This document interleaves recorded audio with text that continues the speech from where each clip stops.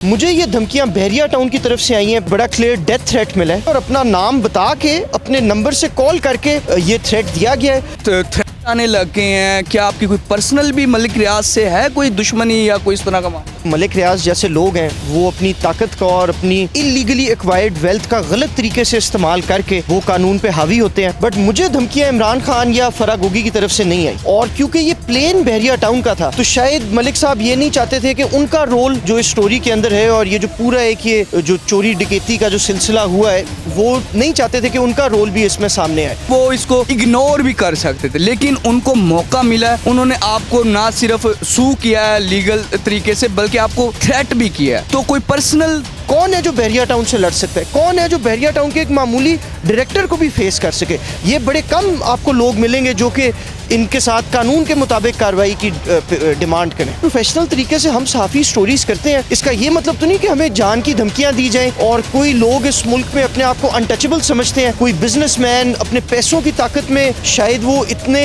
Influence हो जाते हैं कि उनको लगता है कि वो शायद इस मुल्क का पूरा कानून भी खरीद सकते हैं। 190 मिलियन पाउंड है, ये स्टेट ऑफ पाकिस्तान की प्रॉपर्टी है, ये मलिक रियाज की प्रॉपर्टी नहीं है कि वो अपने किसी और फाइन में इसको एडजस्ट करवा दे। कि वक्त अब बदल गया है, वो वक्त खत्म हो गया जिसमें कोई भी चोर डाकू लुटेरा चाहे उसके पास जितने मर्जी पैसे हों वो अपनी पैसे की बेसिस पे अकाउंटेबिलिटी को वेट कर सके। वो वक्त खत्म हो गया। अब पाकिस्तान का कानून सब पे अप्लाई करेगा, आप पे भी उसी तरह अप्लाई करेगा, मेरे पे भी उसी तरह अप्लाई करेगा और इंशाल्लाह मलिक रियाज पे भी उसी तरह अप्लाई करेगा। जगह पे बैठे हैं ना, उन्होंने मुझे बाकायदा कहा है कि लोकेशन ना बताइएगा क्योंकि थ्रेट है, कोई सिक्योरिटी भी नहीं है, तो अपनी हिफाजत के लिए वो अपनी लोकेशन भी चेंज करते रहते हैं। लेकिन अगर आप इस मुल्क के बड़े माफिया को, जिसमें प्रॉपर्टी टाइकॉन, मीडिया के टाइकॉन, बड़े बड़े लोग हैं, अगर उनके खिलाफ कोई छोटी सी बात भी कर दें तो आप मुल्क के अंदर रहना भी सिक्योर नहीं रह सकते।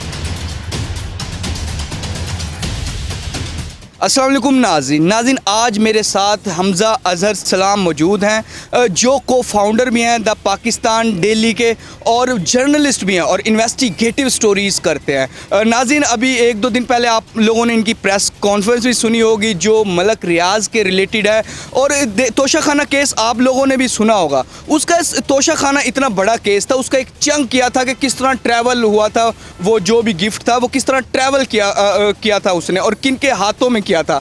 तो सिर्फ उस स्टोरी पर अज़हर जो हमज़ा अज़हर हैं, इनको थ्रेट आए हैं मलिक रियाज की तरफ से और मज़ीद, और इनको काफ़ी चीज़ें वो इन्हीं से पूछते हैं कि क्या क्या हुआ है उस स्टोरी के बाद। सर, सबसे पहले तो अस्सलाम वालेकुम। जी वालेकुम सलाम, बड़ा आपका शुक्रिया आने का और मौका देने का। सर, पहले तो ये बताएं ना कि तोशा खाना इतना बड़ा केस था, राना इब्रार ने इसको निकाला इनिशली सबसे पहले, और उससे बाद आपने इसमें एक छोटा सा हिस्सा किया कि किस तरह वो ट्रैवल किया था, वो जो गिफ्ट था। तो अब थ्रेट आने लग गए हैं। क्या आपकी कोई पर्सनल भी मलिक रियाज से है कोई दुश्मनी या कोई इस तरह का मामला? कुल मेरी पर्सनल मलिक रियाज साहब से ना पहले कोई दुश्मनी थी ना अब कोई दुश्मनी है। सिर्फ मेरे पास एक फ़्लाइट मैनिफेस्ट मौसूल हुआ था जो कि एक ट्रैवल डॉक्यूमेंट होता है जिसके अंदर वो सारे पैसेंजर्स की डिटेल्स होती हैं जो किसी भी फ़्लाइट में बैठे। तो अप्रैल 2019 में फ़रद शहज़ादी जो हैं, जिनको मीडिया पे जिनको फराह गोगी कहते हैं, उन्होंने एक बहरिया टाउन के एयरक्राफ्ट पे ट्रैवल किया था और उनके साथ उनके लगेज में वो ग्राफ का सेट भी था जो कि सऊदी अरेबिया के क्राउन प्रिंस मोहम्मद बिन सलमान ने स्टेट ऑफ पाकिस्तान को दिया था, जो कि फिर उस टाइम इमरान खान उस वक्त वो वज़ीर आज़म थे और ये मिस डिक्लेयर करके तोशा खाना से एक तरह से चोरी करके ये सेट लेके गया और ये दुबई में एक ब्लैक मार्केट के अंदर ये बेचा गया। जो बायर हैं उमर फ़ारूक ज़हूर साहब, उनसे भी मेरी एक्सक्लूसिव गुफ्तगू हुई है और उन्होंने ये बात कन्फर्म की है कि उन्होंने ये सेट तकरीबन $2 मिलियन कैश के एवज़ ख़रीदा और आज तक भी ये सेट उनके पास है। बट राना इब्रार साहब का आपने जिक्र किया, उस वक्त उनको भी बहुत प्रेशर्स थे। मेरे वो बड़े अच्छे दोस्त हैं और उनके भाई के ऊपर एक फ़ेक केस किया गया, उनको 2-3 नौकरियों से निकलवाया गया इसी स्टोरी के ऊपर। और जब मैंने ये फ़्लाइट मैनिफेस्ट ली, राना इब्रार के भाइयों का आपने जिक्र कर दिया है, उनको नौकरी से निकाला गया, ये मलिक रियाज की तरफ से निकाला गया, इमरान खान की तरफ से या किसकी तरफ से निकाला गया? नहीं, उस वक्त जो हुकूमत वक्त थी, PTI की हुकूमत थी, इमरान खान साहब की तरफ से ये प्रेशर था। बट मुझे धमकियाँ इमरान खान या फराह गोगी की तरफ से नहीं आई, मुझे ये धमकियाँ बहरिया टाउन की तरफ से आई हैं, बहरिया टाउन के एक सीनियर डायरेक्टर की तरफ से आई हैं। और क्योंकि ये प्लेन बहरिया टाउन का था तो शायद मलिक साहब ये नहीं चाहते थे कि उनका रोल जो इस स्टोरी के अंदर है और ये जो पूरा एक ये जो चोरी डकैती का जो सिलसिला हुआ है वो नहीं चाहते थे कि उनका रोल भी इसमें सामने आए, तो इस वजह से उन्होंने मुझे धमकियाँ दी हैं। मलिक रियाज के जो डायरेक्टर थे, बहरिया के जो डायरेक्टर, उनकी तरफ से धमकियाँ आई हैं, तो धमकी से बाद आपने रुजू किया थाने कचहरी या कहीं पे, या कोई हेल्प की किसी इदारे ने जो हमारे पब्लिक के इदारे होते हैं सर? जी बिल्कुल, मैंने ये उस वक्त का जो प्राइम मिनिस्टर्स ऑफिस था, प्राइम मिनिस्टर शहबाज शरीफ का, उनको मैंने इमीडिएटली आगाह किया। इस सिलसिले में मेरी उनके ऑफिस से कुछ मीटिंग्स भी हो चुकी हैं। अभी हाल ही में जो पाकिस्तान के रियासती इदारे हैं उनको भी मैं ये पूरी सिचुएशन के बारे में इन्फॉर्म कर चुका हूँ। और जो अक़वाम मुत्तहिदा है उनके 2 स्पेशल रेपुटियर्स ने एक ख़त लिखा है हुकूमत पाकिस्तान को, और उसमें उन्होंने मुतालबा किया है कि जो भी ये थ्रेट्स आए हैं उसके ऊपर एक इंडिपेंडेंट इंक्वायरी होनी चाहिए। तो आपने पहले भी बताया है कि आपकी पर्सनल नहीं थी कोई मलिक रियाज से कि कोई हो, क्योंकि देखें ना, आप एक छोटा सा चंक कर देते हैं, ठीक है, हो जाता है, बड़ी स्टोरी चलती रही है, वो इसको इग्नोर भी कर सकते थे, लेकिन उनको मौका मिला है, उन्होंने आपको ना सिर्फ सू किया है लीगल तरीके से, बल्कि आपको थ्रेट भी किया है। तो कोई पर्सनल तो नहीं थी? जी बिल्कुल भी नहीं, बल्कि मैं लंदन में तकरीबन 6 साल रहा हूँ और वहाँ पे मैं और इदारों के साथ भी मुंसलिक रहा हूँ। तो मेरी तो मलिक रियाज की फ़ैमिली के साथ बहुत अच्छे टर्म्स थे। मैं वो कुछ जियो न्यूज़ के लिए मैं काम करता था, वो उनके एडवर्टाइज़र भी थे, तो वो मेरे से मिलते थे, हमारा एक बड़ा अच्छा फ्रेंडली और कॉर्डियल रिलेशनशिप था।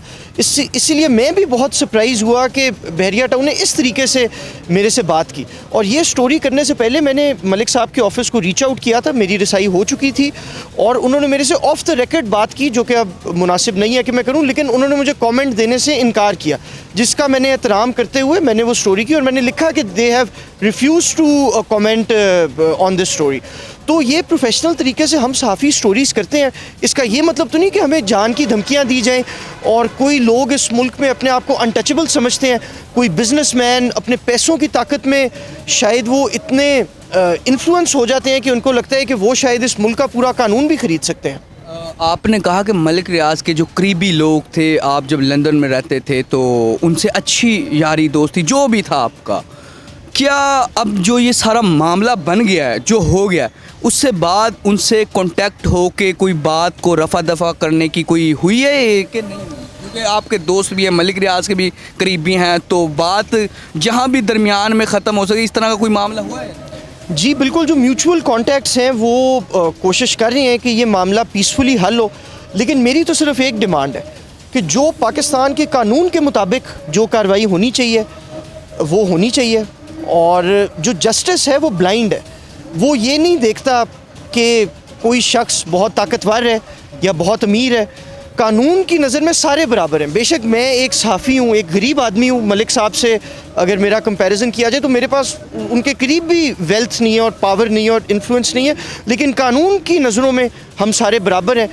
तो यकीनन म्यूचुअल फ्रेंड्स कोशिशें कर रहे हैं और मैं उनका शुक्रगुज़ार हूँ, लेकिन मेरी तो सिर्फ एक डिमांड है कि पाकिस्तान के कानून के मुताबिक इस पर कार्रवाई होनी चाहिए। ठीक है, आपने कहा कि आपको थ्रेट वगैरह किया गया। अब थ्रेट की कई किस्म होती हैं, किसी में फ़िज़िकल मतलब कि मारने की धमकी, किसी में सिर्फ डराने की हद तक, किसी में फैमिली को थ्रेट करते हैं, किसी में रिश्तेदारों को। आपको किस लेवल का थ्रेट मिला मलिक रियाज की, जो भी है मलिक रियाज की? जी मुझे तो एक बड़ा क्लियर डेथ थ्रेट मिला है, और जी बिल्कुल डेथ थ्रेट मिला है, और अपना नाम बता के अपने नंबर से कॉल करके ये थ्रेट दिया गया है। और जो बहरिया टाउन के डायरेक्टर्स हैं इस वक्त जो लाहौर, इस्लामाबाद, पिंडी, कराची में जो फिर रहे हैं, आप यकीन करें कि इनके अंदर इतना कॉन्फिडेंस है कि कानून इनको हाथ नहीं लगा सकता। मैं आपको हाल ही का एक एग्जांपल कोट करना चाहूँगा कि बहरिया टाउन लाहौर में एक खातून डायरेक्टर थी जिन्होंने एक मामूली से ट्रैफिक आर्ग्यूमेंट के ऊपर 2 ख़वातीन के ऊपर बहुत तशद्दुद किया। ये कैमरे के ऊपर ये तशद्दुद किया गया, ये रिकॉर्ड भी किया गया।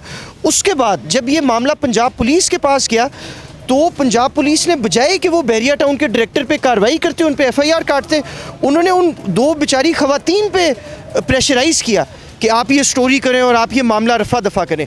और इसके बावजूद कि ये खबर मीडिया पे भी चली, सोशल मीडिया पे बहुत ज़्यादा चली, उसके बावजूद उन बेचारी लड़कियों ने, जिनमें से एक फ़ॉरेन नेशनल भी थी, उनको ये सुलह करनी पड़ी, क्योंकि इस मुल्क में कौन है जो बहरिया टाउन से लड़ सकता है? कौन है जो बहरिया टाउन के एक मामूली डायरेक्टर को भी फेस कर सके? ये बड़े कम आपको लोग मिलेंगे जो कि इनके साथ कानून के मुताबिक कार्रवाई की डिमांड करें। अच्छा, ठीक, ये तो आपको बाकायदा कि आप हुए हैं, खड़े हुए हैं, फेस कर रहे हैं, लोग नहीं कर सकते फेस। आप जर्नलिस्ट भी हैं और इन्वेस्टिगेटिव स्टोरीज भी करते हैं और आपका लॉ से भी बड़ा ताल्लुक है।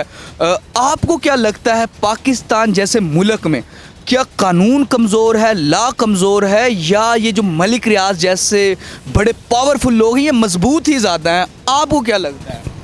जी, अगर हम पाकिस्तान की हिस्ट्री देखें तो हमने ये देखा है कि जो मलिक रियाज जैसे लोग हैं वो अपनी ताकत का और अपनी इलीगली एक्वायर्ड वेल्थ का गलत तरीके से इस्तेमाल करके वो कानून पे हावी होते हैं।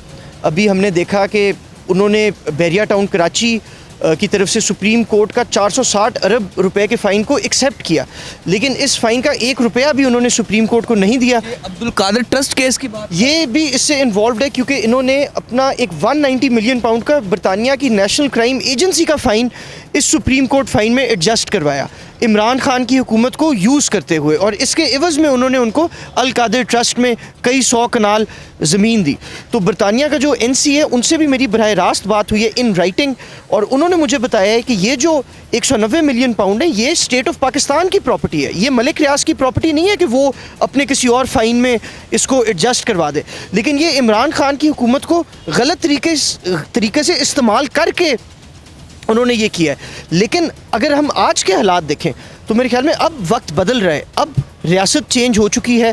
जो आज का मीडिया है, आज आप मेरे साथ बैठे हैं, आप एक इंडिपेंडेंट जर्नलिस्ट हैं, आज आप मलिक रियाज का नाम लेने से पहले 2 दफ़ा शायद ना सोचें, क्योंकि आपको पता है कि आपकी ज़िम्मेदारी है चीज़ों को रिपोर्ट करना विदाउट फियर और फेवर। उसके अलावा आप देखें कि जो पाकिस्तान की अदालत उज़्मा है, सुप्रीम कोर्ट है, वो भी इस फ़ाइन के हवाले से प्रोसीडिंग्स कर रही है। चीफ जस्टिस ऑफ पाकिस्तान इसको देख रहे हैं, काजी फैज़ ईसा साहब, और इस वक्त जो नैब है उन्होंने भी अल कादिर ट्रस्ट का रेफरेंस मलिक रियाज पे फ़ाइल किया है।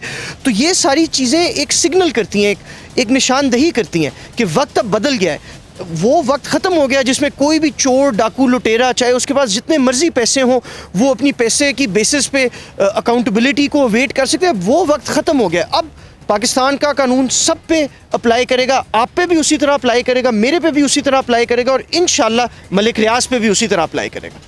आपने अक़वाम मुत्तहिदा का जिक्र किया, आपने वहाँ पे इनको रीच आउट किया, उधर से नोटिस आया पाकिस्तान की गवर्नमेंट को, उसमें क्या है और आपने किस तरह वहाँ पे अक़वाम मुत्तहिदा में इनको रीच आउट किया, और क्या वो थोड़ा सा बताएं ना?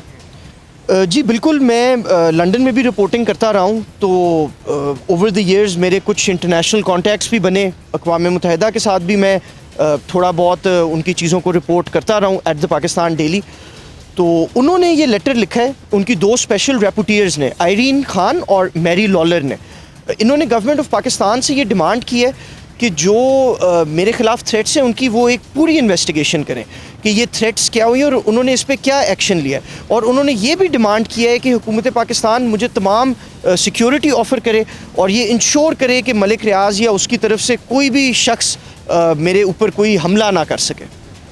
तो उन्होंने फिर पाकिस्तानी गवर्नमेंट ने क्या नोटिस पे अमल किया या सिक्योरिटी कोई कांटेक्ट किया, क्या उनका क्या रद्द अमल है? जी प्राइवेट कॉन्वर्सेशंस में तो उन्होंने मुझे बहुत वर्बल एश्योरेंसेस दिए हैं और मुझे ये ऑफ़र भी दी है कि अगर मैं कोई अपने साथ एलीट फोर्स या और चीज़ें मैं रखना चाहूँ, लेकिन मैं एज अ जर्नलिस्ट मैं ये अच्छा नहीं समझता कि पाकिस्तानी टैक्स पेयर के पैसों पे मैं ये गार्ड्स लेके फिर रहा हूँ जो कि सिटीजन्स के पैसों से प्रोवाइडेड है। तो मैं इस चीज़ को अच्छा नहीं समझता और हमारे साफ़ी भाई भी इसको अच्छा नहीं समझते। तो मैंने ये रिफ्यूज़ किया है और प्राइवेटली जो मेरे लिमिटेड वसाइल हैं उस पे मैंने अपने सिक्योरिटी अरेंजमेंट्स किए हैं। अपनी लोकेशन को भी मैं थोड़ा सा हिडन रखता हूँ ताकि इन लोगों को ये मौका ना मिले कि ये इस तरह की कोई हरकत करके हमारी आवाज़ को रोक सकें। जी तो नाज़रीन, हमारे साथ अज़हर सलाम भाई मौजूद थे। वो इस टाइम उन्होंने जिस जगह पे बैठे हैं ना, उन्होंने मुझे बाकायदा कहा है कि लोकेशन ना बताइएगा क्योंकि थ्रेट हैं और ऑब्वियसली थ्रेट हैं और कोई सिक्योरिटी भी नहीं है, तो अपनी हिफाजत के लिए वो अपनी लोकेशंस भी चेंज करते रहते हैं। लेकिन अगर आप इस मुल्क के बड़े माफिया को, जिसमें प्रॉपर्टी टाइकॉन, मीडिया के टाइकॉन, बड़े बड़े लोग हैं, अगर उनके खिलाफ कोई छोटी सी बात भी कर दें तो आपको मुल्क के अंदर रहना भी एक बड़ा वो बन जाता है कि आप सिक्योर नहीं रह सकते। और आपको कानून का तो पता ही है जो सूरत हाल है पाकिस्तान में।